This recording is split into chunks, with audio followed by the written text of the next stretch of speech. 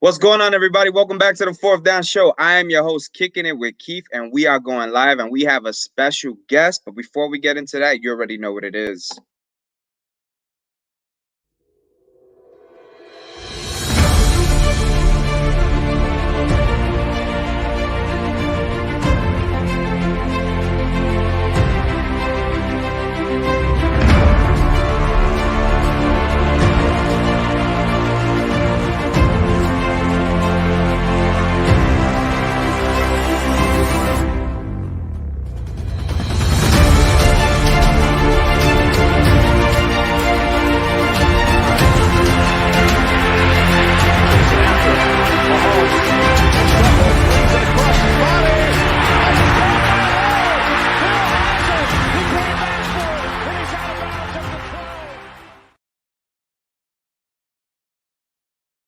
All right, guys, welcome back. And it is with my great honor to introduce to you guys my friend, my great Steeler friend. We've been chatting for a while, and we're opening to this virtual world together. My boy Hev, what's going on, bro? Glad to be here. Finally made it on the Fourth Down Show where legends are made. You have no idea how excited I am for this opportunity. I want to thank you, Keith. I'm happy to be here. Let's get the show on the road. Yeah, man. Look, I want to let everybody know a little bit of backstory about you. You are a young man in college currently, and young black man in college. Want to give you a shout out for that. You know what I'm saying? Nah, man, the world's got to know. We got a lot of very intelligent black men out there, and people choose to ignore that. So that's definitely a beautiful thing.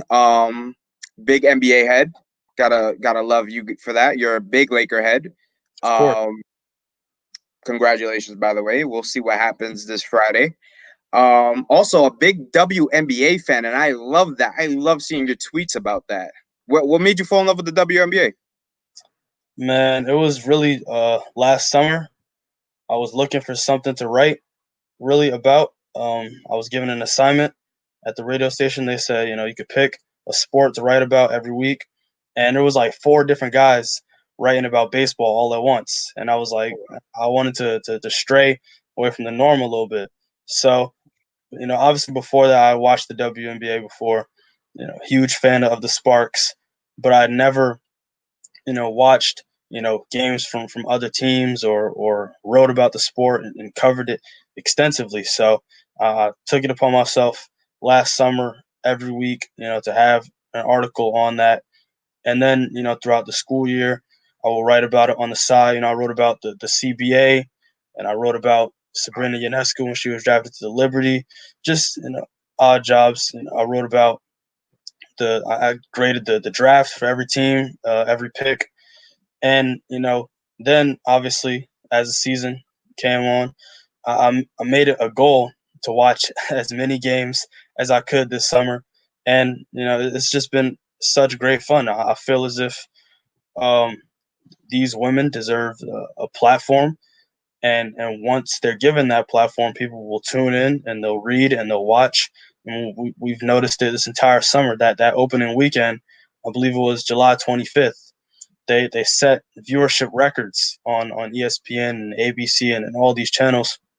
You give these women a platform that they deserve, and people will tune in. They'll buy the merch, so on and so forth. So I just made it my duty to write about them, to cover them, and to give them the respect and the recognition that they rightfully deserve.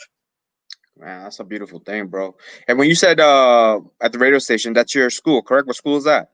Seton Hall, junior at Ah, Seton Hall. Yeah, all right. Got a CN Hall guy in the building. All right. But yeah, yeah, listen, WNBA, man.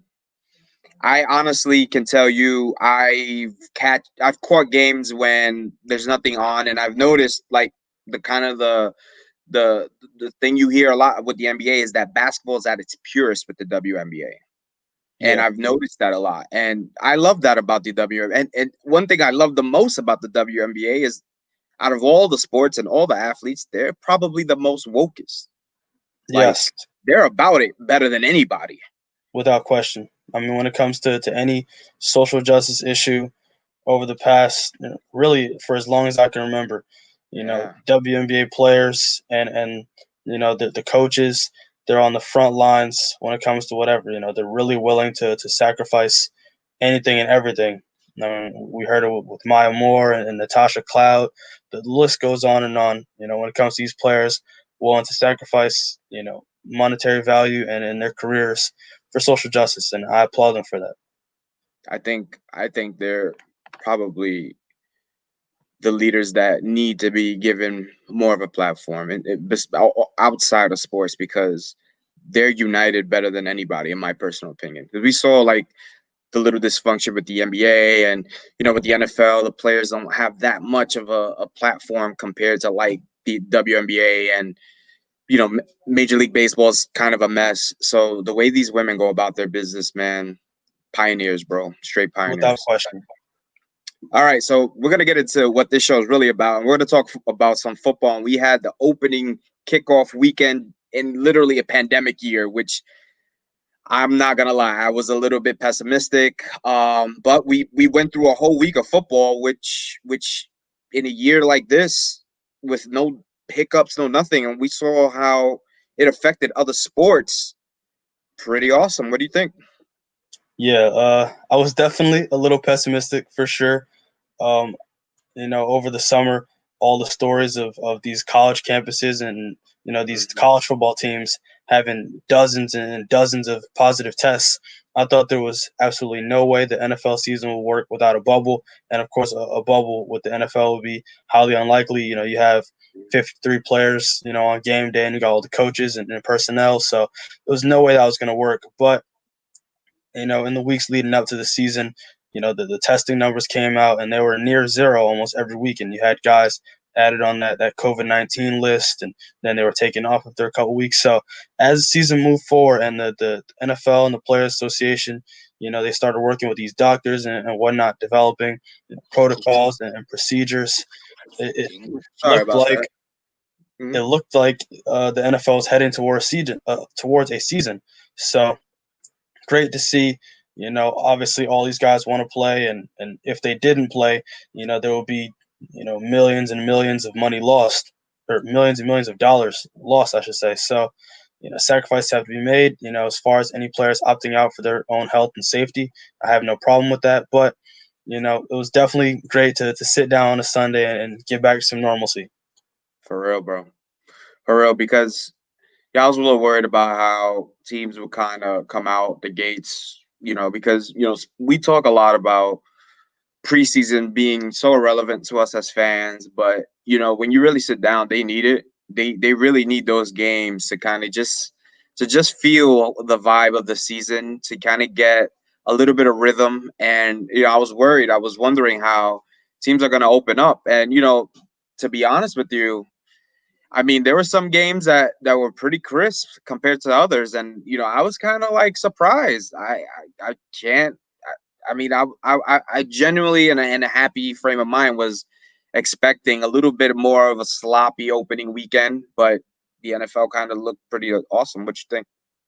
Yeah, I would say I agree. I definitely expected a lot of scoreless first halves, and Same. unfortunately, guys Totally. getting hurt here and there. Yep. Quarterbacks looking rusty, missing passes. I will say the only group of people that looked like widely affected around the league would have to be kickers. Just around the league in week one, it Oh my seemed like every kicker on every team God. missed either a field goal or an extra point. God.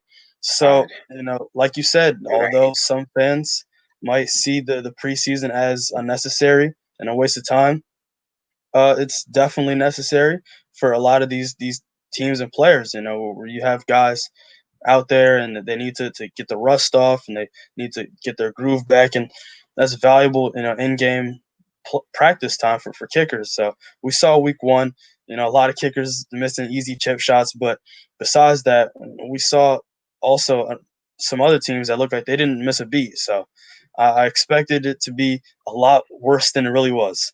same. And speaking of not missing a beat, we're gonna jump into the kickoff game, which introduced the Houston Texans heading to play the defending champions Kansas City Chiefs. Texans 20, Chiefs 34. Instant reactions. Floor is yours. Instant reactions, I would say the Chiefs look unbeatable yet again. Um, just like when they drafted Clyde Edwards-Helaire in April, obviously I was super excited as an LSU Let's Tigers fan. pause this real quick. I forgot, totally forgot. Went right over my head. You're a humongous LSU fan. No wonder Yeah, we're starting with the rookie instead of the MVP of the Super Bowl. Cool. Gotcha. All right. Go ahead, hey, bro. Floor is just yours. Sorry you about said that. instant reactions. It was just, Go ahead. hey, Floor is yours, bro. watching Clyde in college, I immediately noticed, okay, he's got great hands. He can run over anyone. He's got some scary speed too. So as soon as the Chiefs drafted him, I said, "Oh my God, the league is screwed." They grabbed him at the end of the first round, and he wasn't, in my opinion, the best running back. I liked DeAndre Swift better, but I saw some people leaving Clyde out of their top 5 draftable running backs completely, and I just didn't understand that for what he was able to bring to that explosive LSU offense. So now he got the chance to go to from the best offense in college to the best offense in the league. What a And it blessing, was, right? yes, I mean, just going from Burrow to Mahomes he's in running back heaven right now, and he came out and looked like the same player he looked like, in January and December, with LSU. He was absolutely phenomenal. When Rookie too. Opening kickoff. Everybody's getting rings, and you're there as a yeah, rookie. yeah, and he The kid looked has like, thick skin, man. for sure, without question, and he looked like a veteran immediately. I believe he had, what was it, 25 carries for 138 or something like that. He Yeah. was just That phenomenal touch, from that cut was disrespectful. It was very, very disrespectful. man. Oh my goodness. Did he? And Did he? I mentioned this when I touched on the Chiefs in a prior show that I released. Did he actually beat out Leonard Fournette's brother? Because that last time I remember, you guys had Fournette's brother. yeah, You know, Leonard at LSU. He was, yeah. I mean, and again, that just speaks to how hard he works. I mean, last year, again, this is LSU. We're talking about that they're bringing in, 4-star, 5-star recruits every season.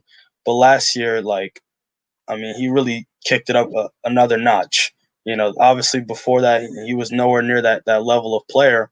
So mhm. for him to come out last season and really dominate, like, and obviously when he was out, I believe he missed the Peach Bowl, and Chris Curry came in and he did an admirable job, but it just wasn't the same.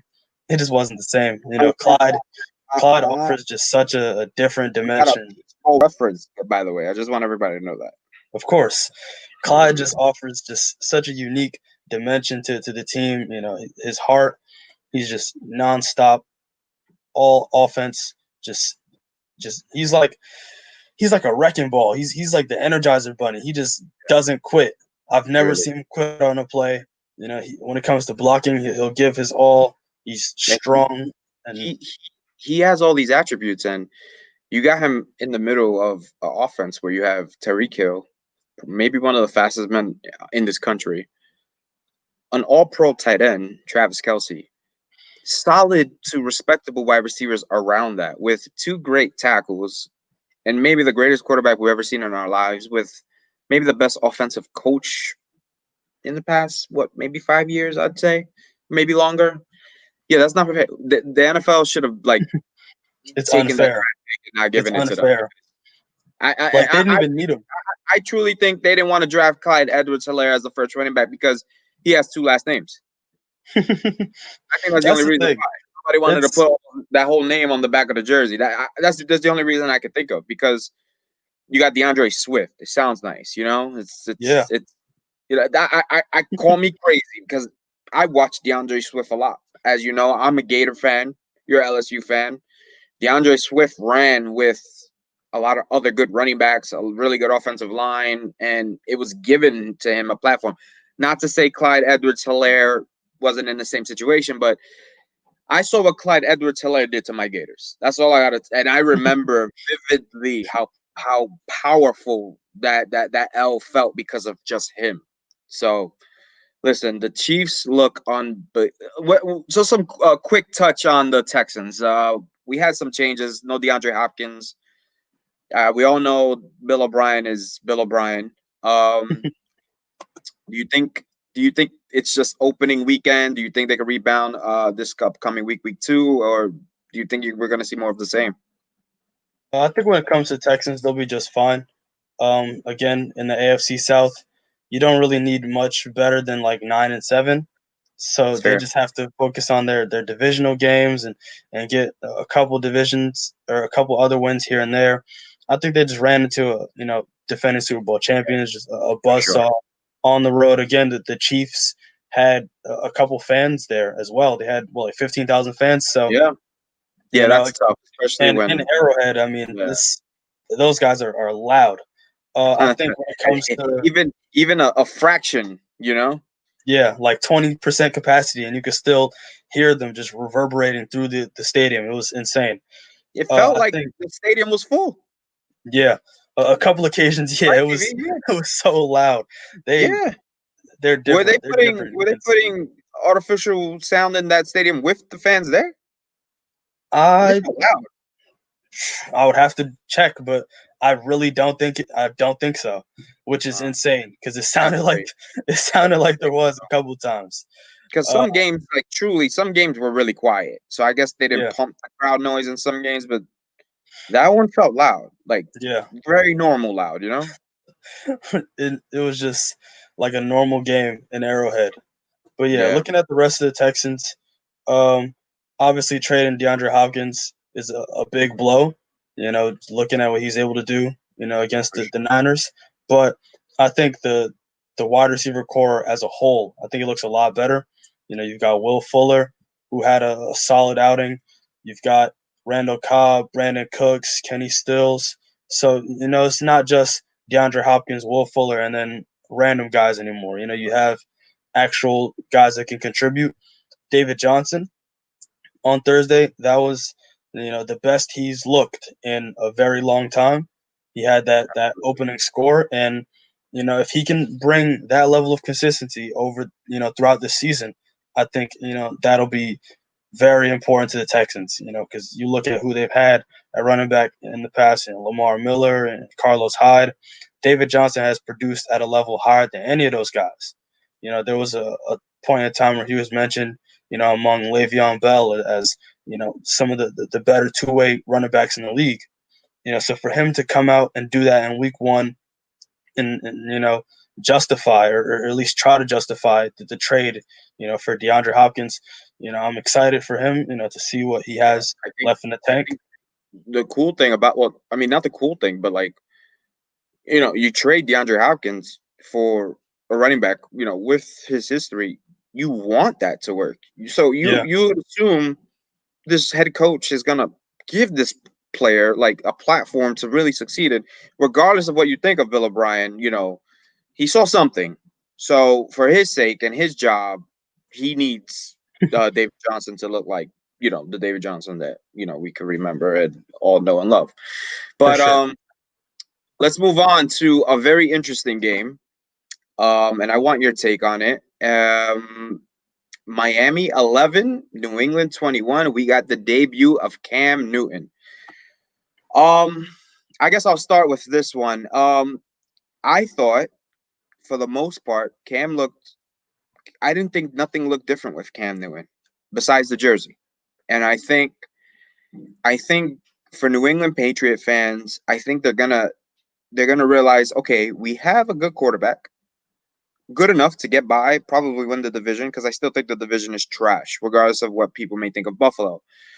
But I think you could look at the Patriots and say we could have had Jarrett Stidham start this game, and we don't even know where we would have been. And I've always felt that even though you get the stigma of the Patriots always kind of know a step ahead of like what they're doing instead of the world, like they had all those guys opt out. They were wondering if they were going to tank. I can't see Bill Belichick tanking the first year he doesn't have Tom Brady because he's kind of probably want to like look better than him. So I sit back and I'm like, a lot of people didn't think this may work, and I know it was just Miami, but they're going to win a lot of games like this. What do you think? Yeah. Again, they had, I believe it was like 9 opt outs, and it was definitely looking scary for them. Yeah, They lost a lot of talent as well in free agency. Basically, their entire linebacker core, from last season. But like you said, they brought in Cam Newton.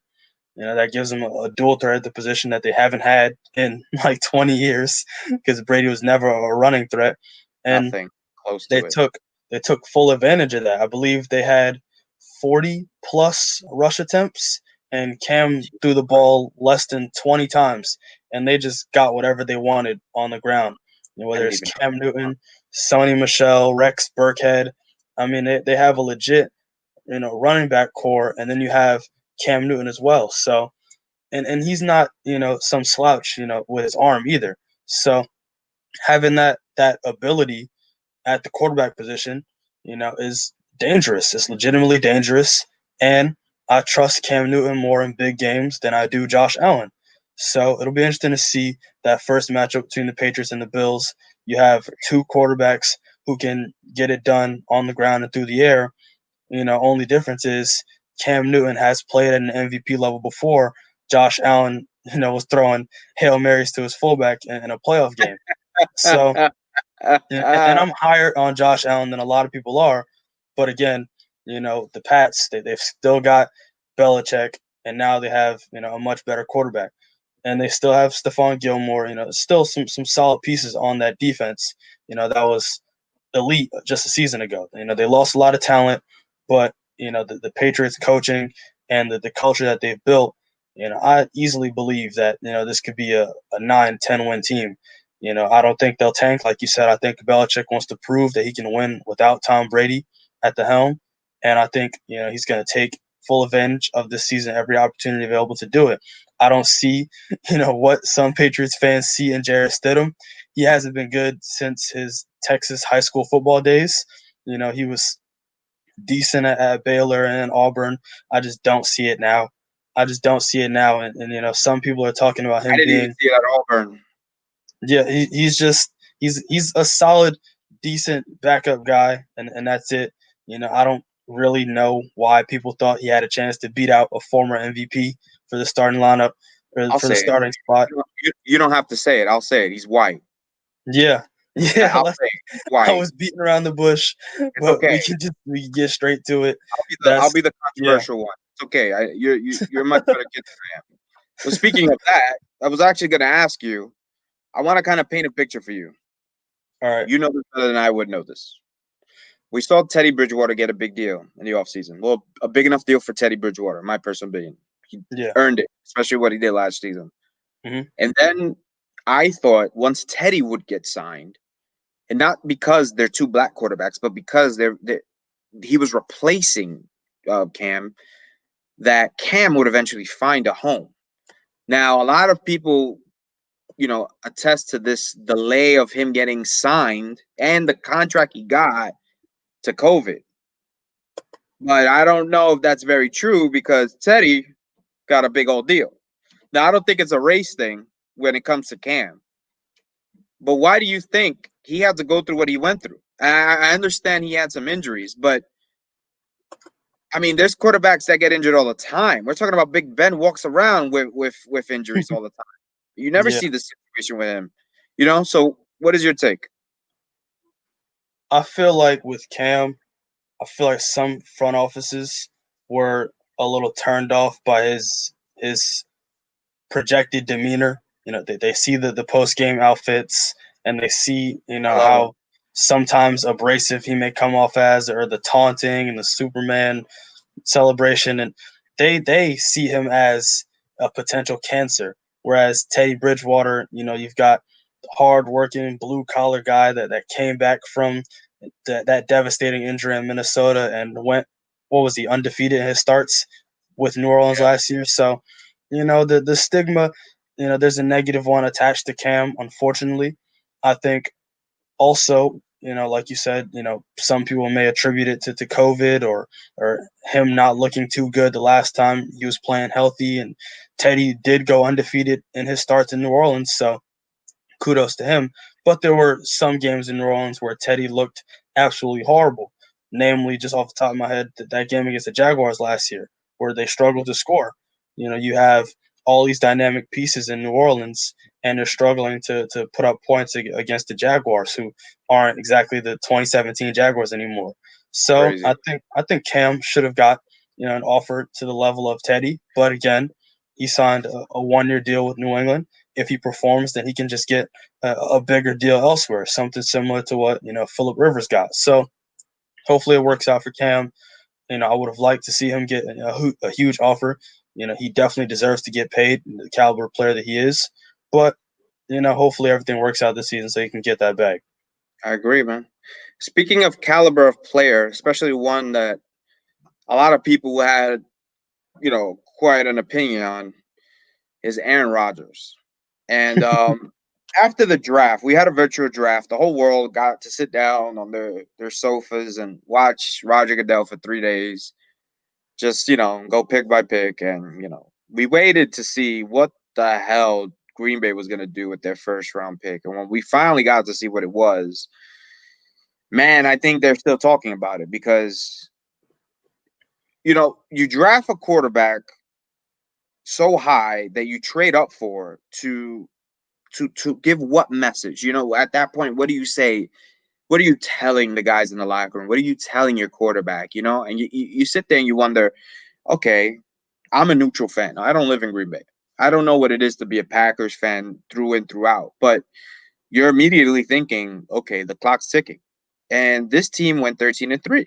And for them to go to the NFC Championship game 13-3 with a Hall of Fame quarterback, whether you like him or you don't, who drafts a quarterback in the first round? They could have, first of all, they could have got him in the second round. They didn't need to trade up the Yeah. way they did. So it's just okay. So that's one, right? Two, the rest of the draft, they don't really address kind of the need at like wide receiver or tight end because we all know they have an absolute stud in the Devontae Adams, but that's it. And we also last season when Adams had to miss some time, a lot of stuff went downhill for Aaron Rodgers around him because he just didn't have enough to work with. Thankfully, he had Aaron Jones, and the run game was very respectable. And then we have what happened this past Sunday. And I'll just get you the numbers because listen, I've had my reservations about Aaron Rodgers and his age. I've had that in my own circles, and all I've said was the talent will never go, but there's something about Aaron that I feel is not the same. I remember Aaron Rodgers to me was like that. The best way I could describe him was a killer. He smelled blood in the water. He would come kill you. That's how I viewed it. Yep. Last season, and maybe it was just the way the team was. I didn't get that from the Packers. They didn't kill off teams. They did this Sunday. 43-34 Green Bay in Minnesota, where a lot of people have the Vikings winning that division and just glossing over the fact that Aaron Rodgers has a fire under his belly for them drafting Jordan Love in the first round that they traded up for. And all this guy does, he goes out and throws for 364 yards, 4 touchdowns, no interceptions. And some of those throws, holy shit. What do you think? Yeah. Just I have to agree from start to finish. That's the thing. With that draft pick of Jordan Love in the first round, it was actually mind numbing, just confusing. I couldn't wrap my head around it because it's like you said, the team went 13-3. You went to the NFC Championship, and it's like, all right, now you're bringing everybody back. What can we address, on offense, to give our guys some weapons? Because I think there was a stat where it was like Green Bay hasn't drafted an offensive skill position player since Aaron Rodgers, starting role, something ridiculous. And it's like, okay, so you go out and you take Jordan Love, who I'm not high on. He's got, a big arm, but he's volatile and didn't exactly show up too well against Power 5 schools. Not a fan of him. Then in the second round, it's like, okay, you take A.J. Dillon, who's, I mean, like he's decent, but it's like, why address running back when you have Aaron Jones, Jamal Williams? Then the third round, you take Josiah DeGuara, who wasn't even the best tight end available, and you say you're going to use him as an H back, and it's I just didn't see him on the field, quite honest. I think he had like one catch, and AJ Dillon had like 2 carries. So you spend 2 top 100 picks on guys that get 3 combined touches in your first. I'm so lost. I don't know what they're doing in Green Bay. As far as the Jordan Love pick, then it was like, all right, what are they trying to do? Because it's like you said, the clock is ticking at that point. Obviously Aaron Rodgers, he's getting up there in age, but he still has that elite accuracy that he's always had. So it's like, why do you trade up, for a guy like that when you could just wait till next year? I like next year's quarterback class a lot more, and it's like you gave up assets to get Jordan Love. What do you think Aaron Rodgers is gonna willingly teach his replacement? You think he's just gonna give him all the keys to get? That's not how it works. And what they did was light a fire under Aaron Rodgers. I think the league is legitimately in trouble. There were some quotes coming out, over training camp about how he watched some film of himself from last year and how he Yes. noticed, Yes. little things he can refine in his game and his footwork. And bro, I was reading that and I'm like, oh my God, like he's going back into cyborg mode and there's nothing the league can do to stop him. This And is the we saw football that. equivalent, Yeah. He's pretty he's a much. menace. He's a monster. And when he gets in that zone, there's very few better than him. Oh And yeah. it gets to a point where it's like he will shred you. He will light you up and he won't think twice. And the Vikings, I think they put up 24 in the fourth quarter to make that score look, a bit closer than it really was. But the Packers were in control that entire game. All I So saw was Adams catching everything. I think he had everything 14 catches. And it ridiculous. was like it wasn't even like it was like backyard football. I was like, That's that's the thing. what? It's like I think the Vikings went out yesterday with like one cornerback, I should say, who was 24, and then everybody else was like 23 and under. So Rodgers, he saw a young cornerback core, and he took full advantage. Devontae Adams had fly paper on his hands. Marquez Valdez-Scantling and Alan Lazard, they looked like actual competent receivers. It's going to be a fun Yeah. year in Green Bay. I'm excited to watch them. And now that Aaron Rodgers has to deal with a first round quarterback on the bench next to him, I think he's Mhm. going to play, some of his best football yet. Well, there hopefully in the coming weeks we get to see what the Green Bay Packers really mean, and without fans that just gives Aaron Rodgers so much an advantage with his pre-snap, his hard Yeah. count. Is probably the best in the football, and yeah, he's a magician when it comes to that. Speaking of this division, I wasn't going to really touch on this game, but the way it ended. Oh man. So Chicago won 27-23 at Detroit.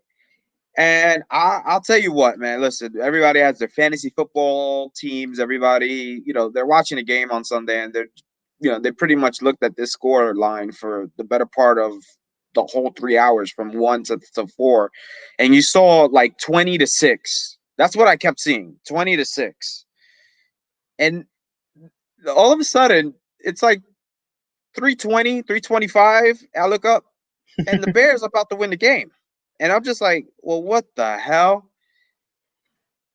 Before we even get to how the game ended,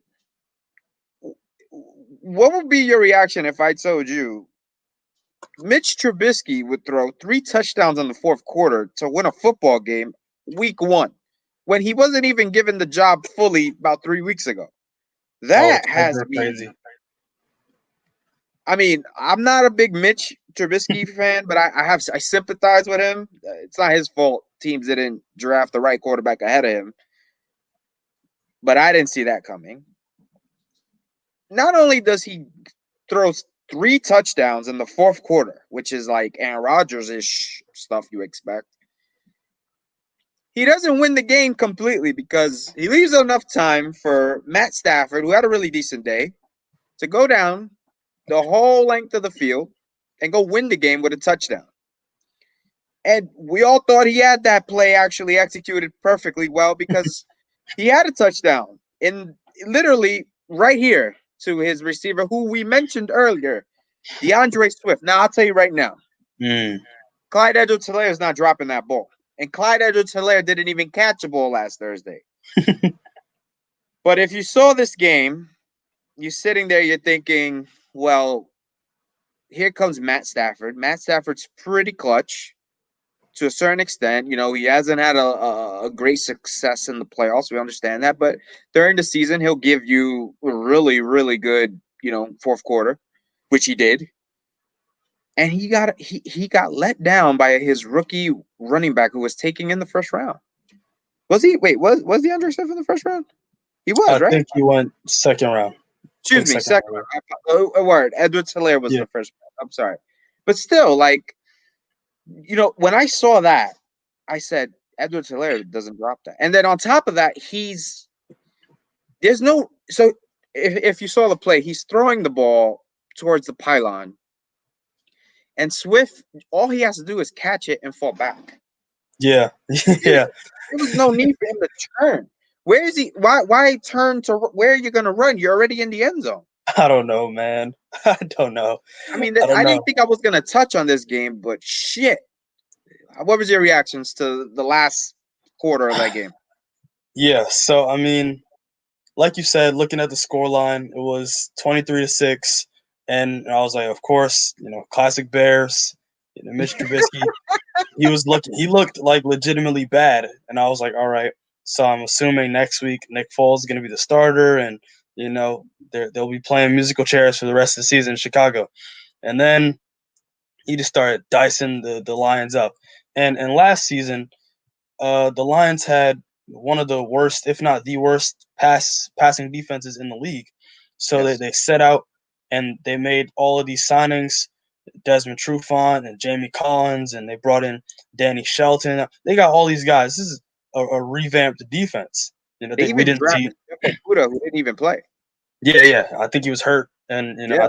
hopefully he'll play week 2. But yeah, basically they made a ton of moves to try and correct their league worst passing defense, and Mitch went out there and diced them up, just made it look super easy, just pitch and catch, and that's the thing. Allen Robinson, he didn't even have a touchdown, but he had he looked good again. He Anthony Miller, Jimmy Graham had a touchdown. Cordarrelle Patterson, David Montgomery, Javon Wims. I mean, this is Mitch played like where he was drafted. He played like a number 2 pick quarterback. He looked legitimately good in that fourth quarter, and I think he finished with a passer rating of over 100. That was one of the better games we've seen from Mitch in Yo, a very long time. In a very it's long time. it's 2020, man, for sure. When you're telling me Mitch Trubisky has a quarterback rating over 100, and yeah, that game alone described 2020. That's Yeah. that's how I kind of looked at it. Let's run through a few more pretty quickly. One I want to touch on real quick. There's not much to touch on. One that you're a little familiar with. It was an AFC North battle this past weekend. I wouldn't even call it a battle. We got to see a running back do really well as a quarterback. I don't know if anybody's heard of him before. Lamar Jackson didn't miss a beat. Truly didn't. The kid is phenomenal. The kid, the kid is so good at what he does that even though we all praise Pat Mahomes, the one thing that I love the most about Lamar Jackson is I feel like there's so much room for improvement, but he's not gonna get bad. So it's like Yeah. he's only gonna get better, and it's just like holy shit. His hard counts were better. The ball was quick, quick, quick. I didn't see him really run much, which I listen. People swear to this day that's all he does. Kid can throw the ball, and we all know this. This is nothing new, and they took out the Browns as if the Browns were exactly who the Browns were before all these additions that they had over the few years. What do you think, real quick? Just touch on this AFC North battle because you are a fan of the AFC North. Yeah. I really do hate giving Lamar praise. You put me in a tough spot. He was one of my favorite players in college, and then I was a huge fan of his game, and as soon as I saw he got drafted to the Ravens, I was just like just my heart was just crushed because I knew he would torment the Steelers and the rest of the division for the next 15 plus years. And he won MVP last season, right? And it's like, okay, he had some bad games mixed in there, and obviously the playoffs ended on a sour note for him. How will he address that, and how will he come back this season looking better? And like you said, his pre-snap stuff, his movement Yeah. in the pocket, the Oh yeah. fact that he threw, I think, 25 passes and ran 7 times. It's like he's not even he only run when he has to at this point. And it's like, of course, that they'll still keep the designed quarterback runs and the read option here and there, but it's not like he's just, as soon as he hikes the ball, he's just looking around for his first read. And if that first read isn't open, he's just sprinting. Like, no, he genuinely goes through his progressions at this point, and he's firing dots. And it's crazy. We League is saw in trouble, the brother. we League is saw in the trouble. it's I'm That boy is a genuinely fraud. shook. We'll We'll see how you. I can't wait. I think you guys match up with them week 3, right? I might Early. be week 5 or week 6. I know we play them on Thanksgiving. I think that's the second meeting, and I Okay, think so the it's in a first few weeks. meeting. I think you guys link up. So Yeah, those games are always good, regardless who's playing and who's not there. yeah, Um, One game I really didn't get to watch, but it kind of surprised some folks. The Cardinals with a victory 24-20 over the 49ers. And the 49ers were a Super Bowl team last season. And the Cardinals were a preseason darling, even though we really didn't have a preseason. Everybody was kind of like goo goo gaga, over Cliff Kingsbury, what he did last year. And Kyler Murray. Kyler Murray looked good. Kyler Murray looked like a version of Lamar Jackson. And, you know, Kyler Murray Kyler Murray looked like the best quarterback drafted since Lamar. Like, he probably is. I mean, that's not saying much, but shit. I mean, the Cardinals, they won in San Francisco, too. I mean, just pretty impressive. What do you think about the Cards? yeah. Like you said, Kyler obviously came into the season with a lot of room for improvement. The last quarterback that won a Heisman, and then was what am I trying to say? Hold on, let me start over.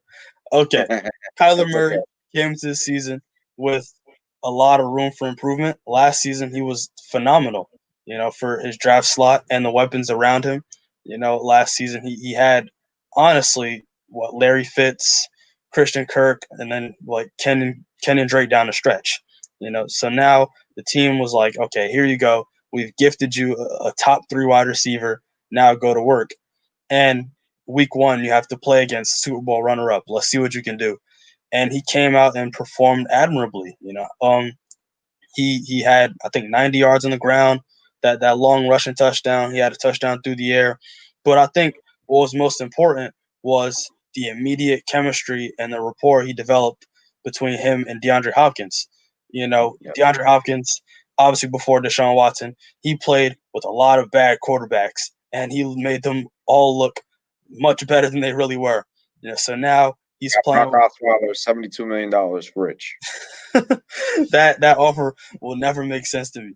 But Kyler Murray, he came out on Sunday, like you said, playing on the road against Super Bowl runner-up, albeit they were missing a couple guys. That was still a scary San Francisco team. I mean, you still got Oh, Nick yeah. Bosa and Javon Kirklaw, their new rookie, and you got Richard Sherman. I mean, that's a deep team, still Super Bowl caliber, and he went out there and looked really good. So kudos to him. Yeah. Obviously, Cliff Kingsbury, is going to continue to draw some unique stuff up for him, and they still have a lot of weapons in that offense. You got, like I said, Drake, Hopkins, you got Chase Edmonds, Christian Kirk.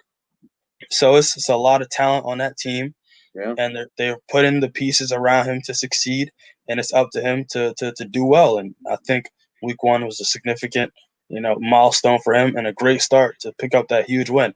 I personally, I wasn't, I didn't predict them to win week 1. I figured, Neither did I. obviously last season, Same. the Cardinals would always Their play the defense 49ers was tough. really bad last season, so I didn't think, Yeah. last season, like Kyler would legit, give that 49ers defense some struggle. But I'm like, Yes, all he right, the did. Yes, he 49ers, did. they lost in the Super Bowl. I'm thinking, okay, they're gonna come back week one and try and make a statement. And Kyler competed and then, stole a win. So good Yeah, for him. yeah, Great man. job, and I hope he can continue the momentum. I like him. I'm a big fan. I like him, Yeah. and I like for some odd reason the way he throws a football, it brings back the baseball vibes. So I like him. Hey, man, God bless him. God bless Yeah. him. He ain't bigger than a minute, but I love him.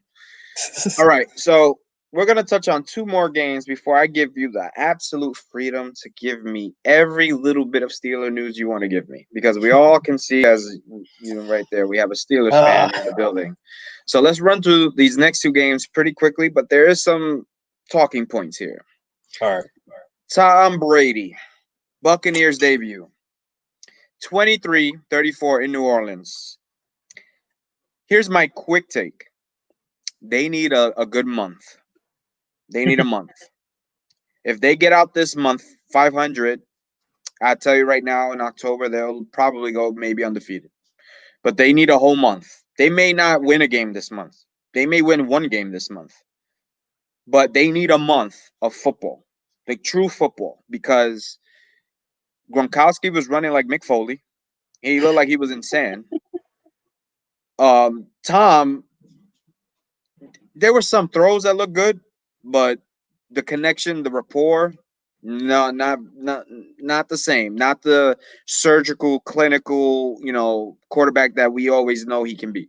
Hmm. One thing that impressed me about the Buccaneers before I give the Saints, because this is really more about the Saints than anything.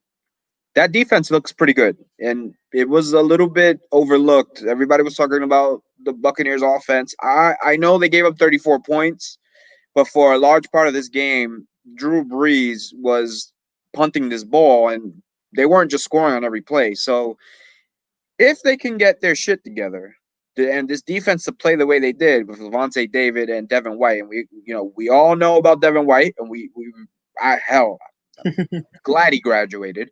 Um, there's something there. This team may be more of a second half type team that could possibly go on that wild card run. But the Saints, there's not much to talk about. They look phenomenal. They look great. They look like the favorite in the NFC, personally. But that's usually the case before we get to the playoffs, because this is a revolving door, not a revolving door. This is a very similar, story. We open up the season, the Saints look awesome. It's kind of like what we're used to the past like 6-7 years. So, real quick, what is your take on the Bucks? I would say when it comes to the Bucks, I definitely agree with their defense.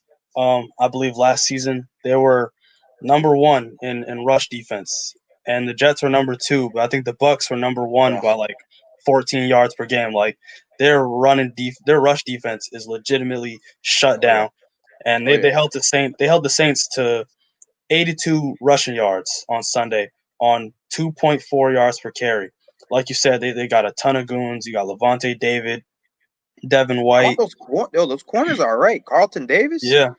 Sean Murphy Bunting. I Sheesh. mein, they got some guys. They drafted He Antoine kept he Winfield kept MT in at check. safety. Yeah. So that defense, a lot of talent. We didn't even talk about Ndamukong Suh, Shaquille Barrett, Jason Look at that. Pierre-Paul. I did. I mean, Shaquille Barrett went over my head completely. Look at they that. have legitimate talent at every level. I think when it comes to Oh that yeah. defense, they'll return elite yet again, and they've Oh got yeah. a ton of guys everywhere. Now with that offense, like you said, it's gonna take them a little bit of time to get out the gates. Because now you have Brady, Gronk, you have a ton of new pieces to work into the offense. You got Leonard Right. Fournette, and you've got guys that disappointed last year, Ronald Jones, and then now you have Mike Evans and Chris Godwin who have to adjust from playing with a guy like Jameis Winston, who's a bit more risky and has a stronger arm than Brady and is willing to make some dangerous throws.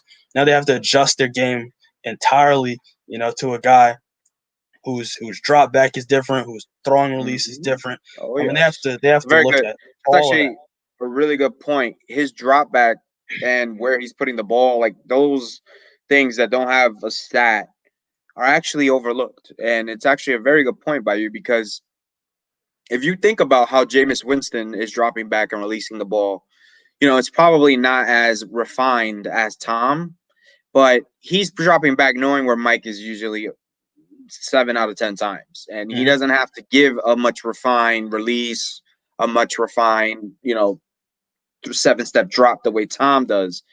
Tom is probably boom, boom, boom, and Yeah. those guys are probably that Arians offense. We all know it's very like push the ball downfield. So yeah, I agree with you. That's a great point. The way he's snapping the ball, it's true. So it's going to take a little time for their offense to mesh.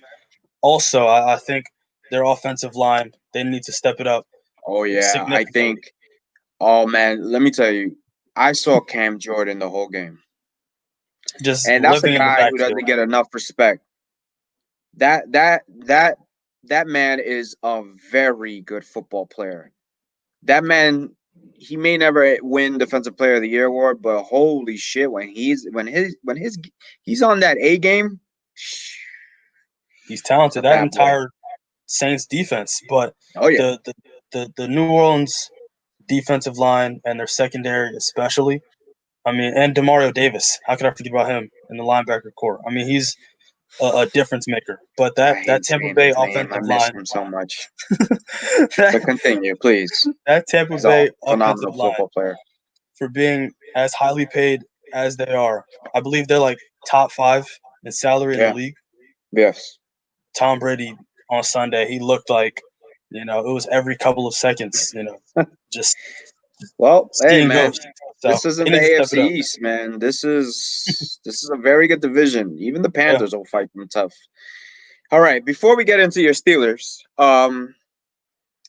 Cowboys 17, Rams 20. Okay, for the most part, I'll tell you my opinion about this game. I watched this game with a very close eye. I thought the first 15 minutes, the Rams would look like they're going to put up 40. But once the Cowboys kind of steadied the ship, they got Zeke involved. That kind of got into a little bit of a rhythm. We saw the Cowboys. The Cowboys we want to see. We expect. If I mean, we're not rooting for the Cowboys, but the Cowboys that we know that the potential, I guess, of the Cowboys. And I'm not a big Rams guy. I think they're a little flawed. I actually think they're very flawed personally.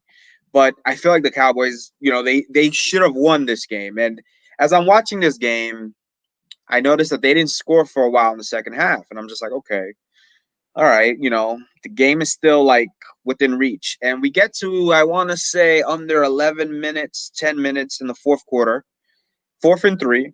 They're around the Rams 20. I want to say Rams 20, Rams 15, something like that. And it's 4th and 3, and we're going for it. Mike McCarthy says, let's go for it. They run a shallow cross. CeeDee Lamb gets it for about 2 yards. They're a yard shy, and boom. At that point, we're sitting there thinking, okay, Cowboy fans wanted this for a while with Jason Garrett. They're an aggressive head coach. Didn't get it. So now you got Mike McCarthy doing the job that they wish that, that I guess that they wanted to see over time. But with 11 minutes left to go in the fourth quarter, I don't think that's the time or place in a very tight kind of game. Like nobody was really Yeah. landing haymakers. There's a lot of jabs. For you to go and take a big risk like that when you're only 15 yards out, and I know kickers have been a little shaky, as you mentioned earlier. I don't know. I would have rather you take the points, tie the game up, put the pressure on the Rams at home. I know there's no fans, but still, you give them the sense that, oh shit, the game's tied. We gotta get on it. We gotta get on it. We gotta get on it. And internally, you've played sports in the past. You think, all right, these guys came to play. So now it's time, like, yo, we gotta step this shit up. And I felt like the Rams were just after they realized, okay, maybe this team isn't gonna score the amount of points that we assumed we're gonna score. We're gonna drain the clock. A lot of Cam Akers, a lot of Malcolm Brown. Jared Goff after a while wasn't throwing all those screens that we saw in the first 10 minutes. Hmm. And then you get to the last drive of the game. And I'm gonna give you the platform for this because I used to play DB. And I don't want to sound like a homer. But we saw Dak Prescott, who is ridiculed for not making the plays when they matter most or pushing the ball down the field when it matters most against quality competition, make a beautiful down the field pass to Michael Gallup, about 30, 40 yards, whatever. Hits Michael Gallup in stride, where I've heard many times Dak Prescott can't even throw his wide receivers in stride. I've heard that through Twitter till my face turns blue. But he did it this past Sunday. And as Michael Gallup is jostling for position, literally like this, like just kind of hand on hand. Nobody's really underhooking, nobody's yanking, nothing.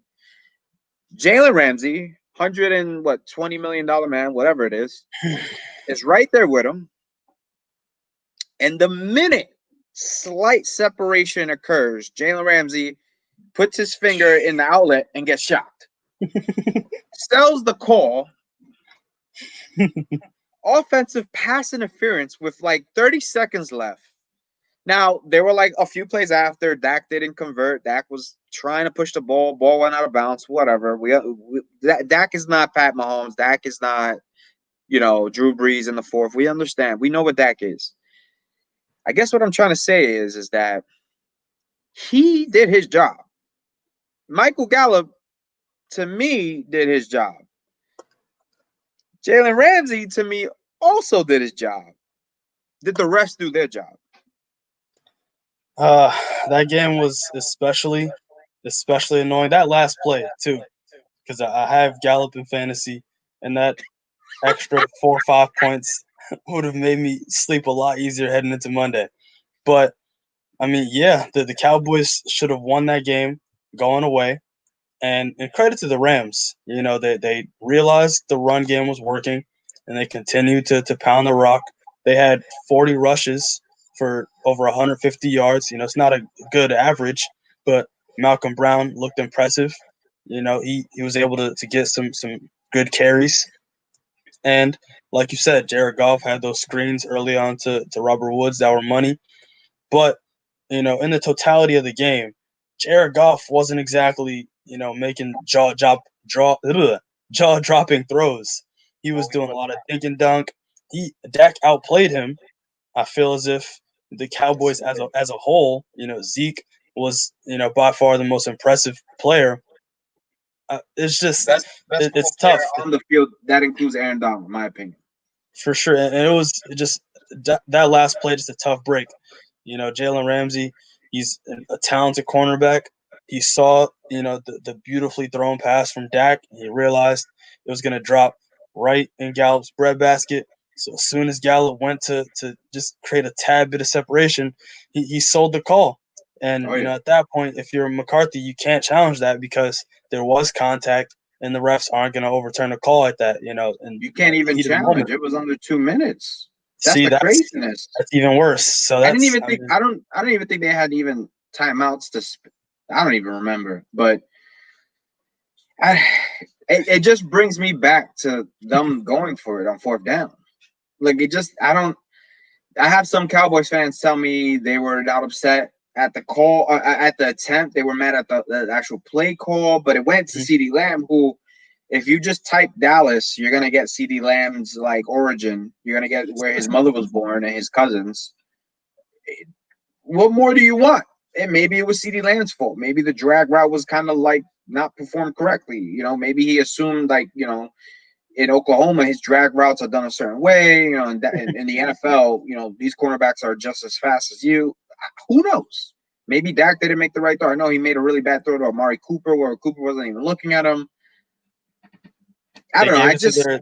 They gave it to their best playmaker on fourth down. We've seen CeeDee Lamb get real shifty and juke out, entire secondaries. So I don't argue with the call.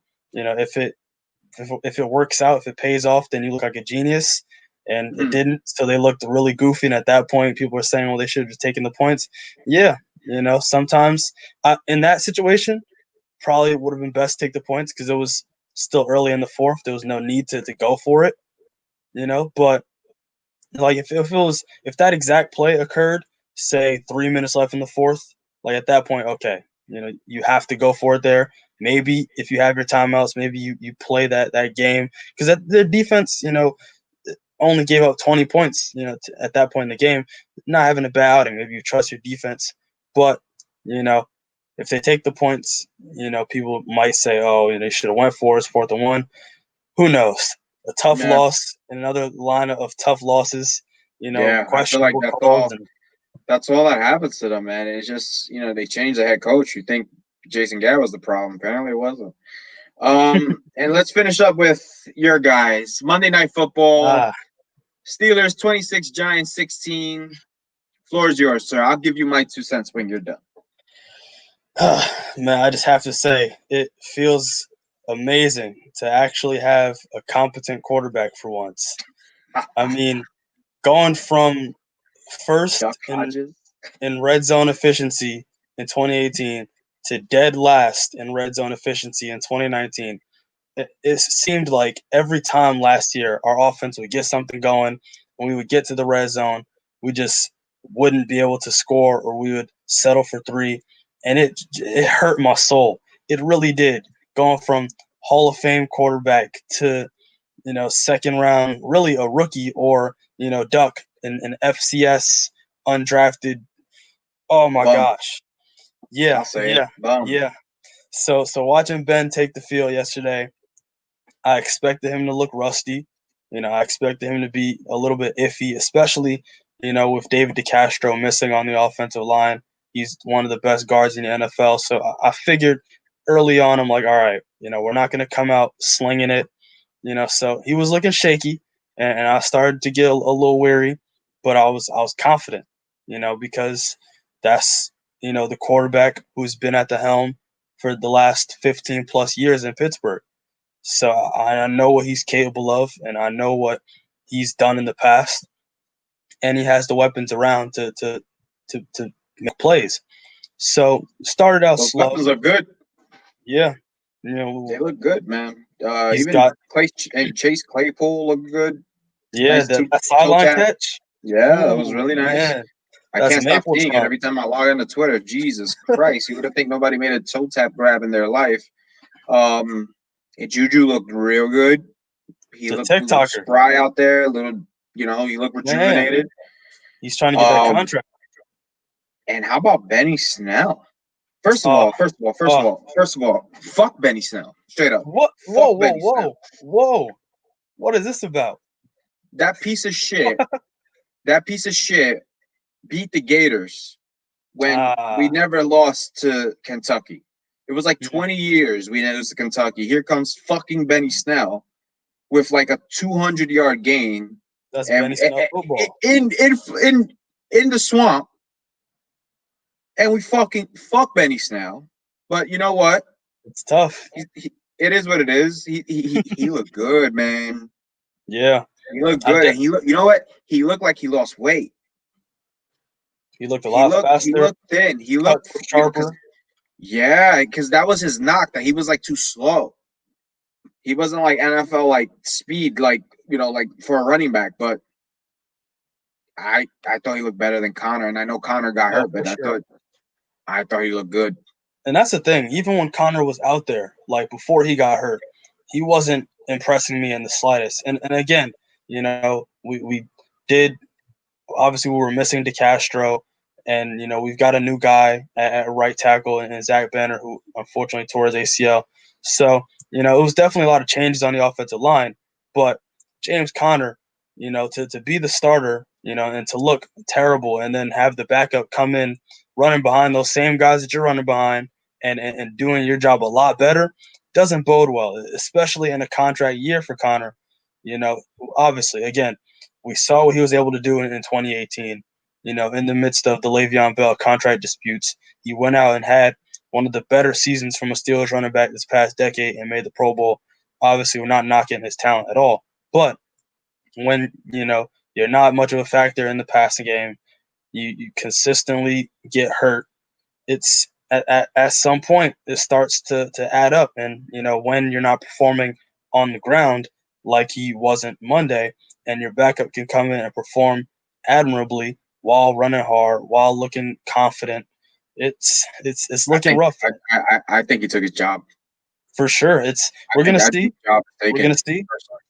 But I think for 2021 and beyond, for sure. I don't think Connor resigns. I think if he does, it'll be extremely, extremely, cheap at a discounted price. Team And friendly, right? yeah, and I like him. Again, I like James Conner. He's shown some flashes in the past, but Monday, the Giants defense aren't exactly world beaters, and they were bottling him up. And Benny Snell, outside of that one fumble he had, where he could have just ran out of bounds, that honestly frustrated me. Besides that one fumble he had, he looked impressive. He was running hard. He was running dominant. He had over 110 yards on the ground, just really at home, running behind that Steelers O line, and he looked dominant. And we were finishing plays in the red zone. Juju had 2 touchdowns. It felt like 2018 Juju again. Oh man, it was How great to about watch. how about the man who's trying to get a contract, Bud Dupree? Yeah, he was. Oh my goodness, like I I listen. Bud Dupree is another guy who can go fuck himself. Straight up. Another guy. It's is like the that is that Steelers take another drafting Kentucky guys to thing? beat the Gators. So Uh straight up, like uh whatever. College Bud Dupree, go fuck himself. But man, let me tell you, if you're gonna have opposite of TJ, who made one of the best plays I've ever seen yesterday, a play that his brother like was pretty much given Defensive Player of the Year for. If you're gonna get Bud Dupree to do that consistently, opposite of TJ Watt, whoo boy, I mean, that's the like thing. That's because when we drafted him, it was a consistent thing that was brought up was his athleticism, his motor, and his speed. Off the line of scrimmage. And those first couple of seasons were obviously disappointing, but he was hurt. He right, had a lot of injuries, and I was starting to lean towards him being a bust. But once he got healthy, and once we stopped putting him and TJ in coverage, once we just let them put their hand in the dirt, last season we saw how truly dangerous a fully healthy Bud Dupree and TJ Watt can be as a combination. We're talking about two of the most athletic edge rushers in the league. And we saw it. He lived in the backfield on Monday, just consistently making life difficult for Saquon. If defenses have to devote, double teams to TJ Watt, or they have to focus on Stephon Tuitt and Cam Hayward in the interior, Bud Dupree is going to feast, all night. And he was on the Giants' top 5 pick, Andrew Thomas, and he gave him a nice welcome into the league. Him and TJ, they uh, didn't hey, get a stack on the stat just sheet, but just to touch on the Giant, I thought you call me crazy before we wrap up. I thought Daniel Jones looked great. yeah, I agree. I He looked I really thought good. there were a few drives, yeah, they didn't end in points, or they were with a turnover, but listen, you're listening to a Jet fan here who loves Sam Darnold. I'll tell you right now, Daniel Jones is much better than Sam Darnold. It's not even close. Ooh, I don't. that's a hot one. I don't I think don't so. I don't know if I'm ready to go there yet, but I will Bro, say on Monday. there was a throw he made, and I know Cowboy fans don't want to hear this, but Jason Garrett loves to call these play actions to the tight end. As we know Jason Witten. He made a career off play action over the middle. You guys had him dead to rights, and he threw just a pinpoint pass across the linebacker into the tight end's breadbasket.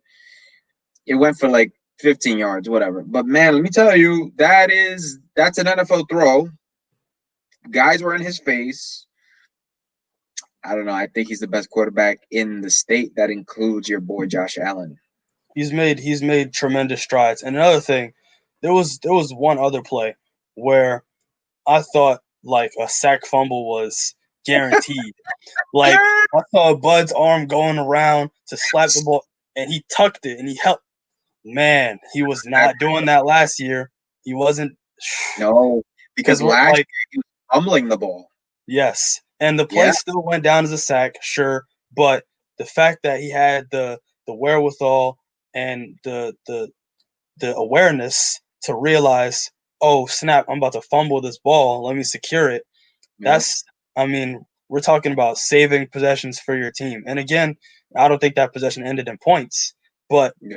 say he was in the red zone on that play. You go from giving up the ball like he did so many times last year to at least getting, an easy 3 points if your kicker makes the field goal. So just he's been in the lab. He's been in the lab. He's noticed the mistakes he was making last year. He's making plays now. So it was a few moments on Monday where I was like, okay, this guy's he's impressive. The scrambles the scrambles he made on third down. It was a few games where there was a few times on Monday where I was a little nervous because he was balling. Yeah, no, early on, it looked like it would be a much more closer game, but your defense prevailed. Before we wrap up, you guys winning the division? Yes or no? I'll have an answer for you. October 25th.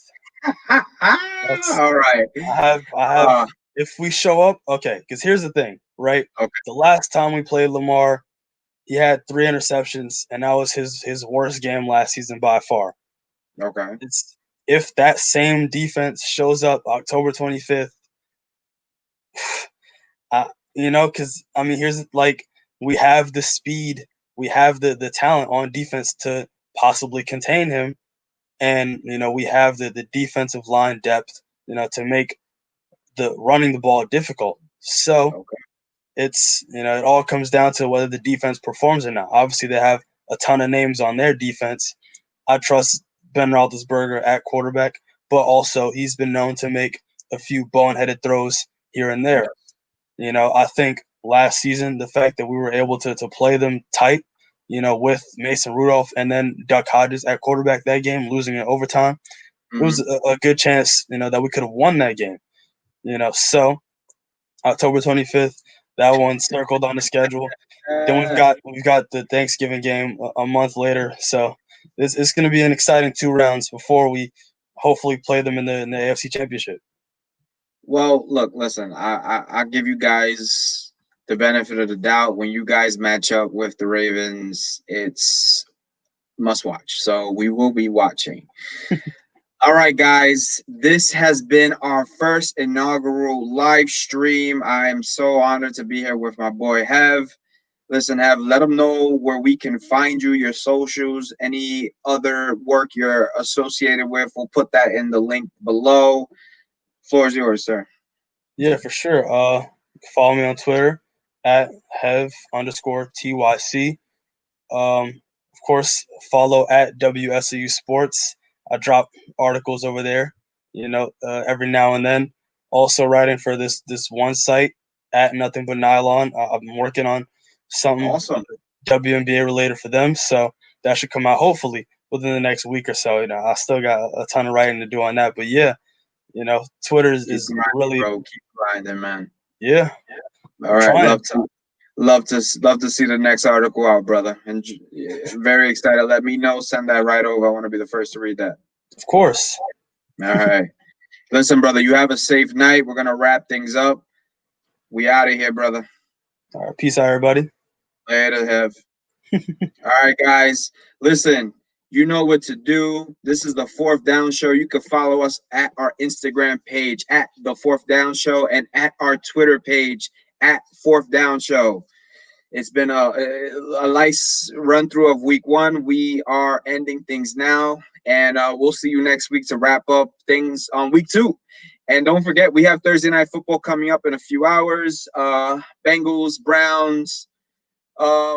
We'll touch back next week on what we think of Joe Burrow after 2 games in with Hev. We all know he's a big LSU head. So, listen, you already know what to do. Like, subscribe, share, and legends are made on Fourth Down. Mahalo.